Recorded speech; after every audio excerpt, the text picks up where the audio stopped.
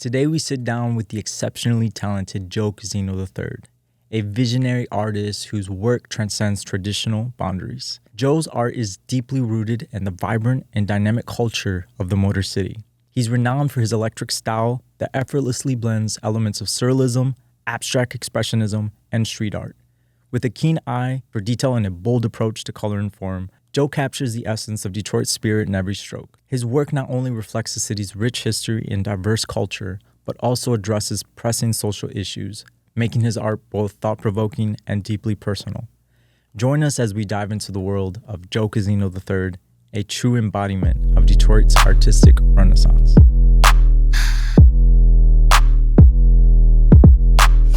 All right, Joe, thank you so much for finally being here. I'm excited to do this with you. We've been trying to make this happen for a while now. Right. Schedules, travel, but we're here. We're here, man. Thank you for being here, man. Excited. I want to jump right into it. So, as an artist, what has been the biggest challenge in your career so far? Biggest challenge probably been transitioning from the standard 9 to 5 to the art career. You know, so many steps, and trying to create a plan, because I based my whole life off working and making money, and then trying to transition to art. People just don't start buying your work, right? You have to sort of build up your street cred, and so just navigating the art community, which has helped me a lot, learning a lot from other artists, and then just building every day, and I guess the other challenge is trying to balance that time, right? That sort of work-life balance, but it's like work, life, and the dream. So just staying up real late. I know my mom get mad. She's like, "When do you sleep?" I'm like, "Man, can't sleep until my life has changed." So that's the biggest challenge for real. I heard somebody once say, an entrepreneur, that he didn't party, he didn't play until he made it. He didn't even drink alcohol until he made it. Yeah, I don't drink, but I understand why people drink, but I probably have a few drinks when I'm celebrating. Yeah, I mean, whatever, what works for you. But I think that everybody's journey to success is unique to them. Right. I don't think anybody's path has to be emulated for you to be successful. You're going to find it your way. You know what I mean? Agree. But you had touched on your journey on getting to where you are now. Talk about how building a community around your work has been so important to your success as an artist. The community is the biggest part. I end up going to a show where I was in a competition, and I came in second place at a spot called the Nomedy Center. And I talked to the guy who owned it, named George. And I'm like, what do I need to do, to get out here, get myself, more well known? And he asked me, how many local artists? He said, give me 10 local artists. And I couldn't name one. And so he said, you got to get out here. You got to go to shows. You got to start meeting people. Because when people know you, then I can put your stuff in my gallery. Yep. So that's what I started doing, going to shows. And I learned about something called the Breakfast Club. And that's been pivotal, because I met so many artists there. And then Sidney James has something called the Blackout Fest, where I met all these muralists. And so I just started building friendships and having these similarities with people. And I'm looking at these guys, I'm like, so where do you work? And they're like, well, I just do murals. And so I'm like, man, it's possible, So again, that was part of that transition, meeting all these people. And I could just go on and on and on. Now I have so many names, so I could go back to George and say, I got 30 names. Yeah. Right? And I feel like it helps in when you have other artists that support you, they're going to spread your message too. Right. When people like you, they're going to talk about you. They're going to tell their friends, their family, you got to check out this guy. You got to check out his work. You got to check out the message behind his work. And that's exactly what's been happening. And it started with my mom. My mom, she's watching TV. She was like, hey, I saw this guy named John Harris, and he did this thing called critical race theory. You should check it out. And so I went online, and it was at a spot called the Riverside. And I contacted the Riverside, and I ended up having a show at the Riverside. Then I ended up meeting John at the Nomedy Center, full circle. Mm. Then I ended up working on a on a mural with John, based on a guy named Abakut that I met, and Abakut just used my name and word of mouth. He's like, hey, I know this guy who can help you do a mural. Yeah. And then through John, I met like 100 people. So it's just been, Isn't that crazy how it happens? man, it's just been happening. You know, and you touched on having the show. That's actually how I met you. Right. You know, we did a project together when you were putting on that was your very first show? That was my first show, and my guy, best friend, business partner named Rick, he said, man, you got to look into Matterport. So you were working with the Riverside, and they were like, yeah, we got a guy. And that was just like, man, match made, man. So I still show that off to this day, and we're going to work on my next show with you. So I'm just excited, man, to and keep that live experience that you created, I feel like elevated you, because I didn't know you before. Right. You know, I feel like it elevated you to another level, because I feel like when you put something on that you put so much thought and work into, it's a lot of pressure. But I feel like a lot of people don't get to that level because of that pressure. You know, and I was having anxiety. I was talking to one of my guys, a guy named Snoop. I was like, yeah, man, I'm having some anxiety, you know. He was like, well, you're doing something great. It wouldn't be any anxiety if you weren't doing something great, you know, and big. And so that live experience, it was a culmination of, you know, just seeing and observing, going to different shows. One of the first shows I went to, a woman named Sydney James. And when I went, my competition brain kicked in. I'm like, man, I could do this, you know? And so then I teamed up with a guy, and we planned on having a show. And that didn't necessarily work out the way we planned it. But then 2 years later, because of COVID, I had 2 more years to work on it.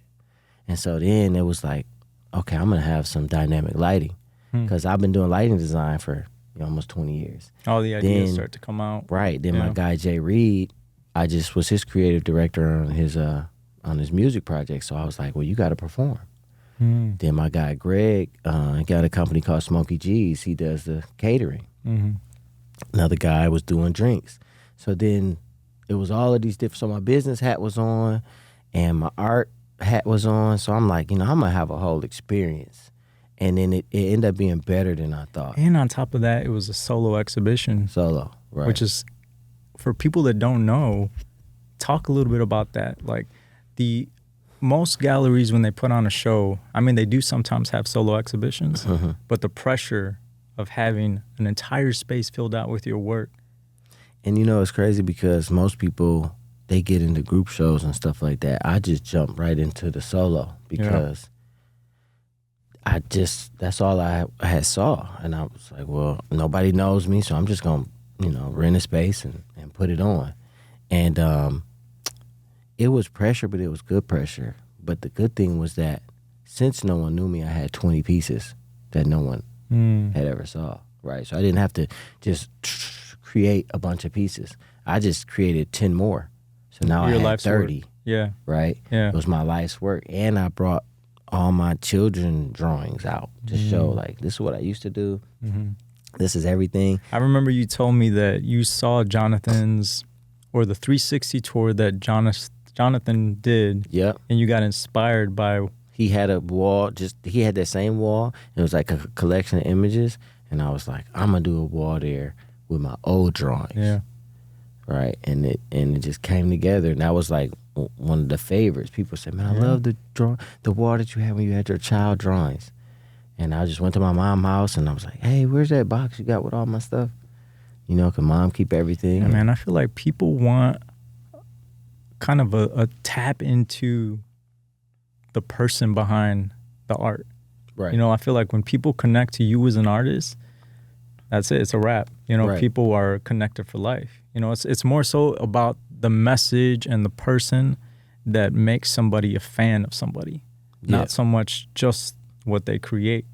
No, you hit it dead on, man. It's about when you meet somebody, like, you could be a fan, but then when you meet him and he's really cool or she's really cool, or they're just this dynamic person, then you more attached, then you spread the word even more, right? Yeah. Sometimes you never get to meet these artists, but I meet a lot of them and I get inspired, and then now they're supporting me, and I get a chance, I'll buy a piece, right, and then it's just big support after that. So what did you see? What did you see or learn, or what came from that show? Like, what was the biggest takeaway from that show?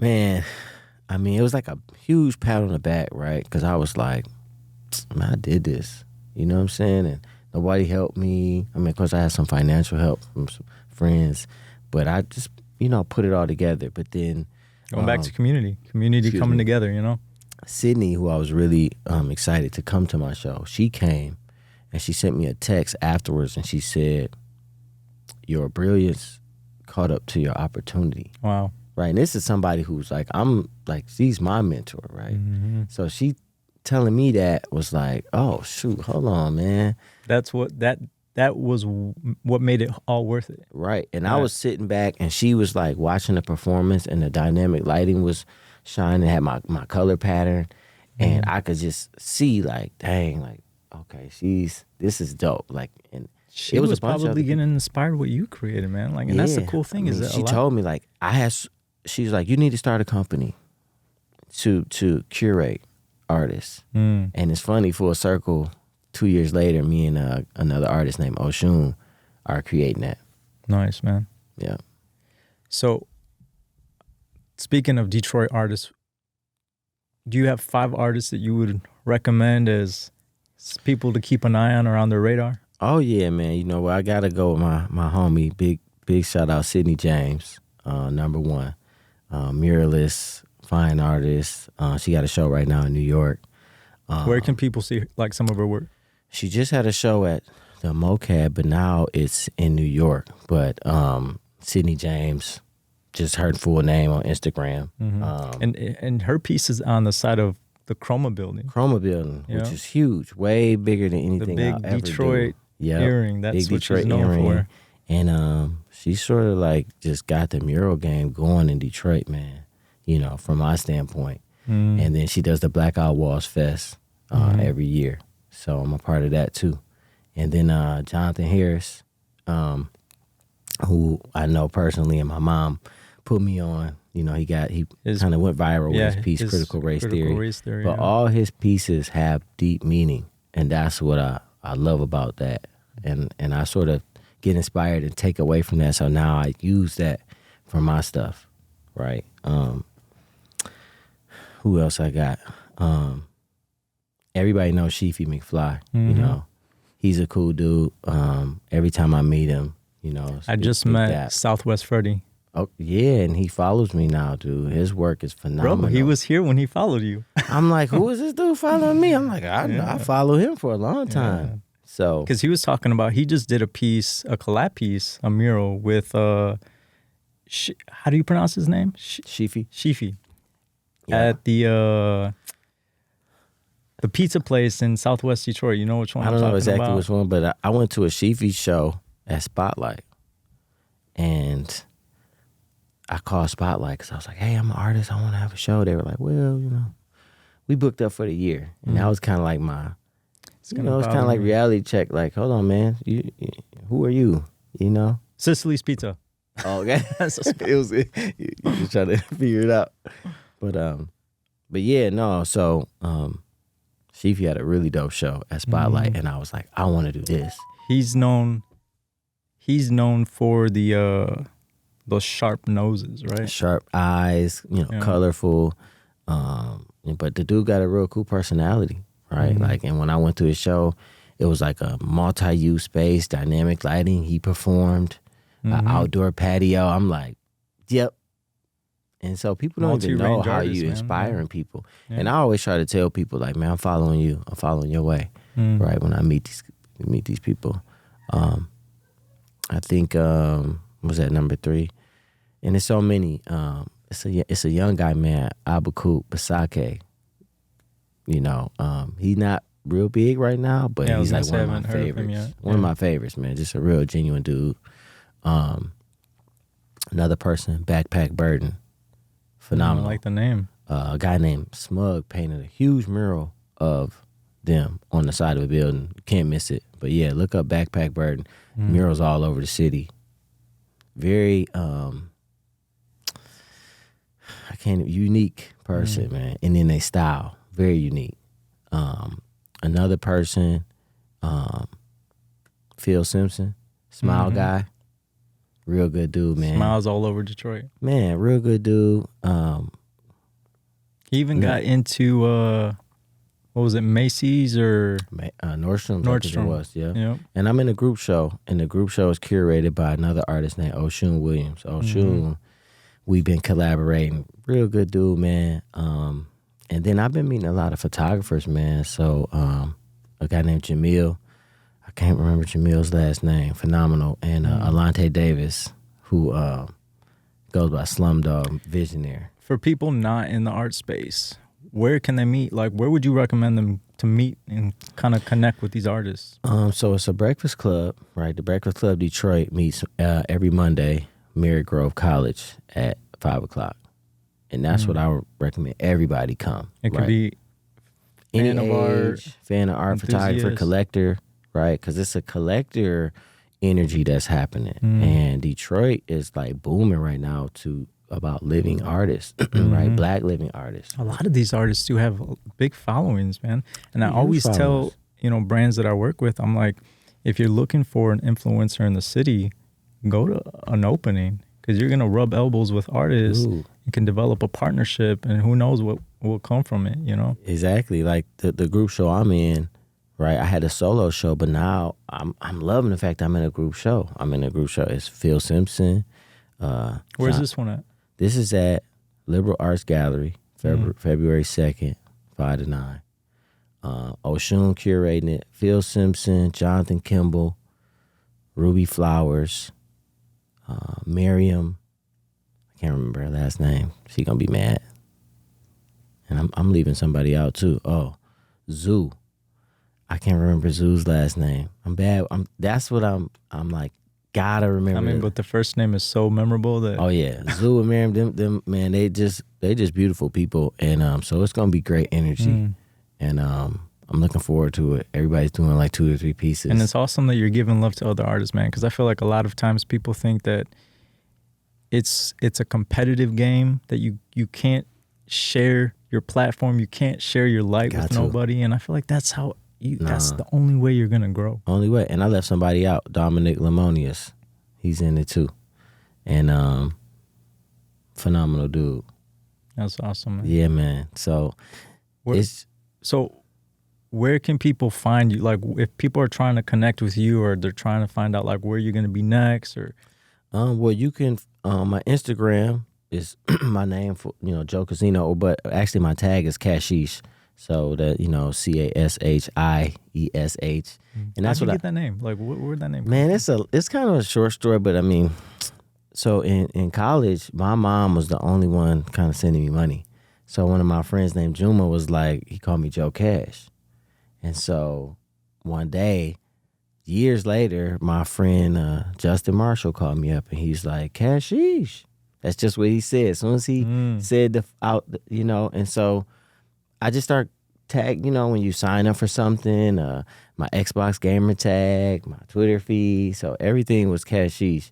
And then, because I just like to stay mysterious, when social media started. Because I'm a little older, I didn't come up in the social media, so I was trying to stay hidden. But now I'm not. I got my name, so. And then jc3art.com is, my website. You can check out everything there. And you have original work, you have prints. You can see when I got my latest greatest events popping up. But most of that I keep on Instagram, just like the daily stuff. But yep, jc3art.com. And yeah. Awesome, man. Well, thank you for doing this. Thank you for being here, man. I appreciate Always good talking to you, man. Yeah, man. Big time, man. Love it, man. That's a wrap.